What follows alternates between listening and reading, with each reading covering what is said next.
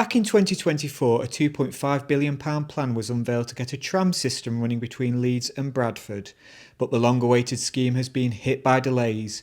West Yorkshire Mayor Tracy Brabin had hoped trams would be running in West Yorkshire by the early 2030s, but last December, after a government review, it emerged her ambition is unlikely to happen until the end of the 2030s. Campaigners now want the new Prime Minister to urgently introduce what they call proper devolution from London to West Yorkshire to ensure a mass transit system actually happens here. Our message to Burnham is that number 10 North isn't the answer. What needs to happen is number 10 needs to get out the way and give West Yorkshire region the funding it needs and the powers that it needs to get on with the job. The Treasury and the Department for Transport and number 10 have no business interfering with the transport network that we want to build here. Until that changes, we won't see a mass transit network here in West Yorkshire, despite whatever plans come out of the Mayor's office and whatever promises Andy Burnham makes.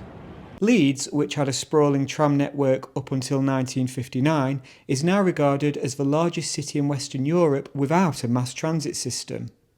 What this region needs is mass transit so that people get out of their cars and get onto the streets and get using public transit, and around that you build the cities and the communities that we need to thrive in the 21st century.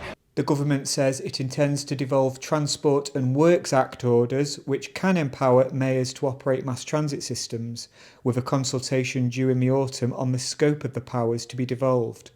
The government adds it's given £2.1 billion in funding to take forward West Yorkshire's mass transit project.